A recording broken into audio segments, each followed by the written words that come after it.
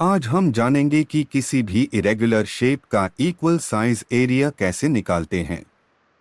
यह video parts by parts होगा, इसलिए कुछ मिस नहीं करना चाहते तो फॉलो जरूर कर ले। सबसे पहले एरिया कमांड डाल के हमें एरिया निकलना पड़ेगा। हमेशा याद रखें, जो हमें एरिया मिलेगी उसमें हमेशा स्क्वायर इंच वाले को हमें कंसिडर करना है, ना हाई स्क्वायर फीट वाले को। जैसे ही हमें टोटल स्क्वायर इंच की वैल्यू मिल जाती है, उसे हम कैलकुलेटर में ओपन करके जितनी एरिया को हमें इक्वल पार्ट्स में डिवाइड करना है उसमें डिवाइड करना है। जैसे कि मुझे 3 इक्वल पार्ट्स में डिवाइड करना है, तो मैं इसे 3 से डिवाइड करूंगा। तो जो हमें वैल्यू मिली है उसे हमें कहीं पर लिख लेना है, क्योंकि आगे जाकर काम आएगी। अब इसके बाद आपको एक फाइल डाउनलोड करनी पड़ेगी, जिसका लिंक आपको डिस्क्रिप्शन में मिल जाएगा अगर आप यूट्यूब में हैं, और अगर आप इंस्टा में हैं तो कमेंट कैरन सिविल आपके डीएम में लिंक चले जाएगी।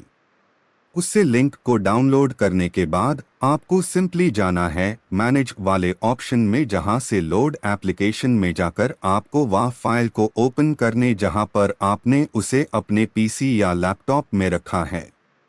उसके बाद फाइल मिल जाने के बाद यूज सिंपली लोड करना है एंड हाई। जैसे लोड सक्सेसफुली लिख आएगा तो उससे क्लोज कर देना।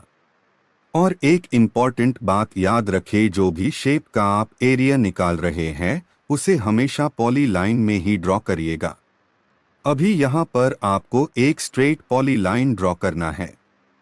देन उसके बाद सीडी टाइप करके आपको कमांड को एक्टिव करना है।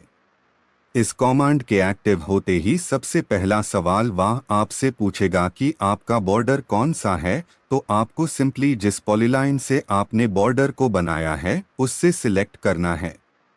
उसके बाद आपको बताना है कि किस साइड से आपको एरिया को नापना है। देन उसके बाद आपने एक वैल्यू निकाली थी, उससे वैल्यू को पुट करना है। उसके बाद वो पूछेगा कि आपको स्ट्रेट डायरेक्शन में जाना है कि परपेंडिकुलर डायरेक्शन में, तो यहाँ पर हमें स्ट्रेट डायरेक्शन में जाना है, तो हम यहाँ पर एस को सिलेक्ट कर लेंगे।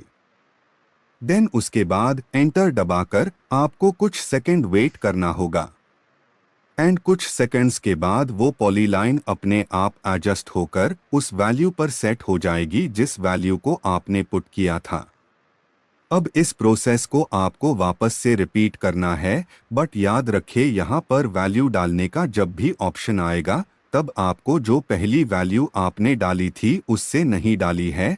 यहाँ पर आपको पहली वैल्यू को प्लस करना है उसी सेम वैल्यू से, या फिर आसान भाषा में पुरानी वैल्यू को 2 से मल्टीप्लाई करना है। एंड अब जो आपको या न्यू वैल्यू मिली है इस वैल्यू को पुट करना है एंड प्रोसेस को वापस पूरा रिपीट करना है। तो जैसे कि आप यहाँ पर देख सकते हैं, हमने इक्वल पार्ट्स में आईएससी डिवाइड कर लिया है। अब हम YQ आर्च कमांड का इस्तेमाल करेंगे। अगर आपको जानना है कि भाई कमांड कैसे डाउनलोड करें तो लिंक बायो में है, वहां से आप यूज डाउनलोड कर सकते हैं।